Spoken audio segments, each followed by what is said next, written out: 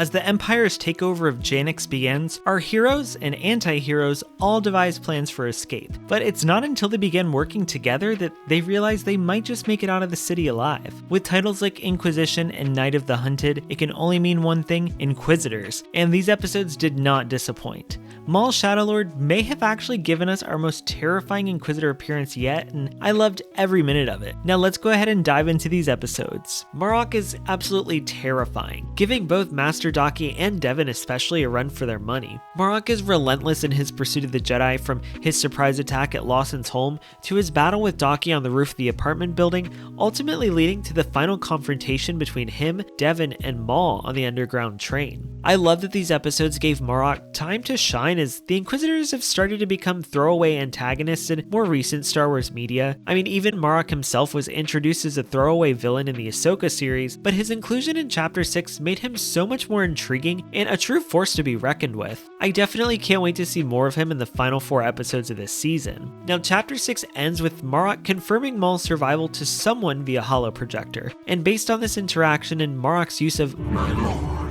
I believe that the person on the other end of the holocall is definitely Darth Vader. Marrok's databank on StarWars.com was also updated to say that Marrok works as one of Darth Vader's Jedi hunting Inquisitors during the reign of the Empire, and I think this is deliberate. It's only a matter of time until Vader has to take matters into his own hands, giving us the Maul-Vader showdown we've all been waiting for. Now before we continue, please make sure to like the video and consider subscribing to my channel so you never miss out on any of my new Star Wars content, including my reviews for every episode of Maul Shadowlord. I really appreciate all of your support. Now speaking of Maul actually sits out of the action for the majority of these 2 episodes, plotting the perfect time to make his move. He uses this downtime to repair the damages to his robotic leg, as well as some training and meditation, and a rare quiet moment for the Darksider that I loved. By this point in the series, Maul is fully committed to making Devon his apprentice, and he utilizes Spybot as his eyes and ears around the city to calculate the perfect time to reveal himself, not only to the Empire, but to Devon as her ally. Maul waits until Devon is finally separated from her master and in dire need of help as she duels Marrok one-on-one. Once Maul joins the fight,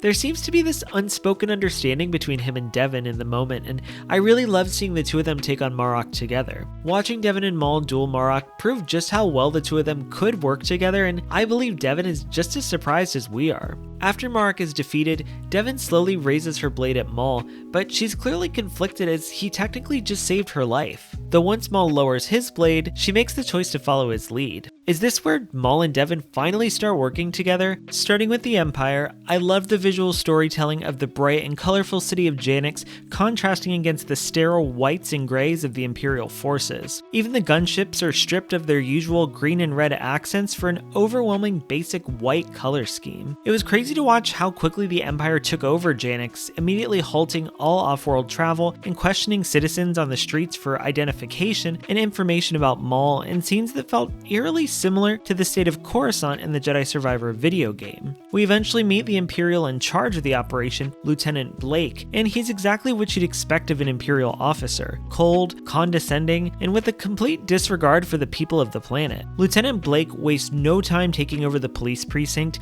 immediately calling Chief Clyson for interrogation regarding Maul, but she never returns. Brainer Lawson is brought in for questioning next, with Marrok appearing out of the darkness, looming over Lawson in a sequence that felt straight out of a horror movie, though unlike Clyce, Lawson is eventually dismissed. From here, our characters all plan their next moves as Marrok begins retracing the steps of the battle from Chapter 4, using the Force to uncover the events of Maul's duel with Master Daki and Devon, not only confirming a Jedi presence on the planet, but that Marrok possesses the power of psychometry. Now for those who don't know, psychometry is a rare Force power that grants the user information about people or events associated with an object or place through sights, sounds, and emotions associated with it. And through this, Marrok is able to piece together the duel, the aftermath, and Lawson's relationship with the Jedi. Speaking of the Jedi, Master Daki and Devon spend the majority of Chapter 5 trying to find a way off the planet, only to realize the inevitable, that they're trapped and risking exposure under the Empire's tightening grasp. While Daki wants to lay low and escape outside of the city, Devon questions why they don't do more to help. But as Daki points out, it's your voice that speaks, but it's Maul's words that I hear.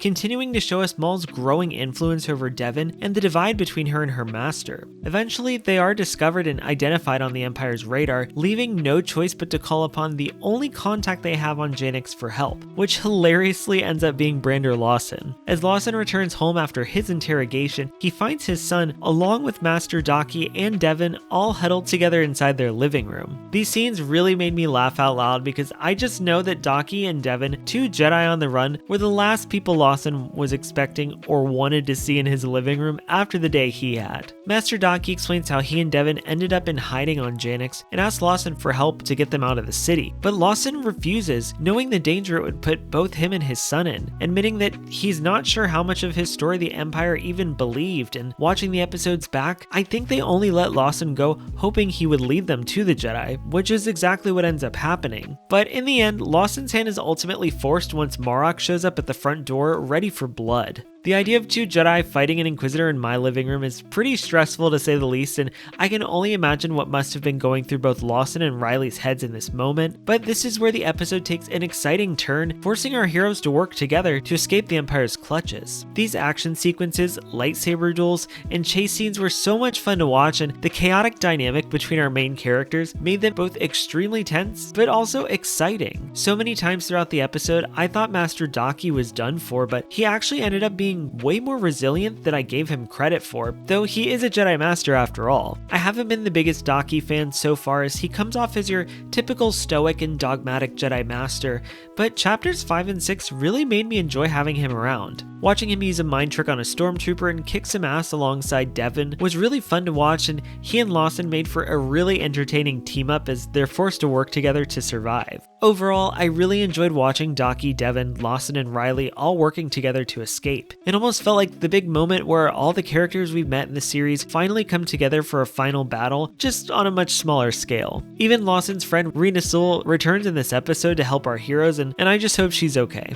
Will Lawson and Master Daki eventually catch up to them before it's too late? And where does Rylee fit into all of this? Let me know your thoughts in the comments. Thank you all so much for watching. Make sure to follow me on social media at ScottyHolidaySW, and as always, may the Force be with you.